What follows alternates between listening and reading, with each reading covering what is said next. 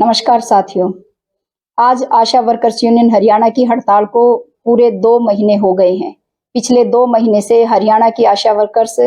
हरियाणा की सड़कों पर जबरदस्त शानदार संघर्ष कर रही हैं और उनके उस जबरदस्त और शानदार संघर्ष के लिए हरियाणा की तमाम आशाओं को क्रांतिकारी बधाइयाँ। हम पिछले 2 महीने से अपने मांग और मुद्दों को लेके संघर्ष में हैं। आज पूरा हरियाणा और हरियाणा का बच्चा-बच्चा जानता है कि आशा वर्कर्स की मांग और मुद्दे कितने जायज़ हैं, कितना उनके ऊपर काम का प्रेशर था और किस तरह से उनकी मांगों को अनदेखा किया गया है। ये सभी जानते हैं। गाँव के अंदर से हमारे आंदोलन को, आशा वर्कर्स को जिस तरीके से समर्थन मिला है, वो भी काबिले तारीफ़ है और इस बात के लिए हरियाणा की तमाम आम जनता का भी मैं शुक्रिया अदा करना चाहूँगी कि वो जिस तरह से आशा वर्कर्स के साथ खड़े हुए उसके आंदोलन में गाँव-गाँव के अंदर जिस तरह से हमें समर्थन और सहयोग दिया है, उसके लिए हरियाणा की तमाम जनता का बहुत-बहुत धन्यवाद। न केवल हरियाणा में बल्कि हरियाणा से बाहर देश के अलग-अलग कोनों में भी देश की बाकी आशा वर्कर्स ने भी हरियाणा की आशा के समर्थन में जो आवाज बुलंद की है, उसके लिए पूरे देश की आशा वर्कर्स को भी बहुत-बहुत धन्यवाद।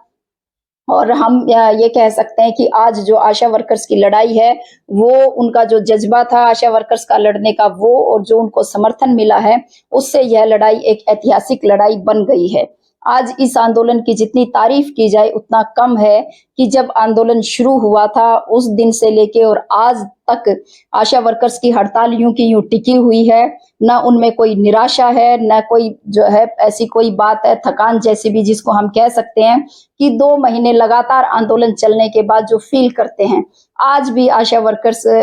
के चेहरे पे जो दमक और चमक है, वो बहुत ही अद्भुत और निराली है। हम ये कह सकते हैं कि वो जो लड़ाका लोग होते हैं और अपने मकसद को मंजिल तक पहुंचाने का जज्बा रखते हैं, वो जज्बा, वो चमक, वो दमक हमें हरियाणा की आशा वर्कर्स के चेहरों पे दिखाई दे रही है।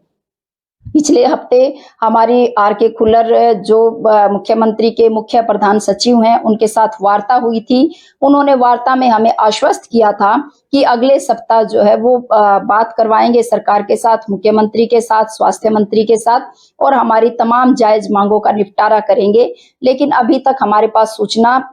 मीटिंग की नहीं पहुंची है। आज अखबारों में बयान छपे हुए हैं, सरकार की तरफ से बयान छपा है कि विभागीय स्तर पे आशा वर्कर्स की जो आगे आने वाली वार्ता है उसके लिए तमाम तैयारियां पूरी कर ली गई हैं और जल्द ही मुख्यमंत्री और स्वास्थ्य मंत्री के साथ आशा वर्कर्स की मीटिंग होगी और मसले का समाधान किया जाएगा। हम ये सरकार से मांग करते हैं कि ये तो देख ही लिया सरकार ने कि इस हड़ताल को वो जितना भी लंबा खींचे, उसके बावजूद भी हम अपनी हड़ताल में तब तक बने रहेंगे, तब तक आंदोलन में डटे रहेंगे जब तक कि हमारी मांगों का समाधान नहीं हो जाता है। और इसी कड़ी में 8 अक्टूबर को तमाम हरियाणा के मजदूरों की रैली भी है, जिसमें आशा वर्कर्स की हड़ताल भी एक मुद्दा है और उसके साथ-साथ हरियाणा के मजदूरों के जो तमाम मुद्दे हैं, चाहे वो खाद्य सुरक्षा का मुद्दा है, न्यूनतम वेतन का मुद्दा है, महंगाई का मुद्दा है, जो रोजगार कच्चे हैं उनको सभी रोजगार को पक्का रोजगार देना और सबको रोजगार देने जैसे मसले हैं। हमारी सीआईटीयू की अलग-अलग यूनियनें हैं, उनके भी विभागीय स्तर के अनेक मसले और मुद्दे हैं जो आज अटके हुए हैं। उन तमाम चीजों को लेके, उन तमाम मांग और मुद्दों को लेके 8 तारीख को करनाल में मजदूर ललकार रैली है। इस रैली की हमने लगभग सभी तैयारियां पूरी कर ली हैं और इस रैली के लिए भी हरियाणा के आम जनता का गांव से हमें जबरदस्त सहयोग मिला है और जबरदस्त समर्थन मिला है। मैं हरियाणा की तमाम आशा वर्कर से भी यह गुजारिश करना चाहती हूँ कि आप सब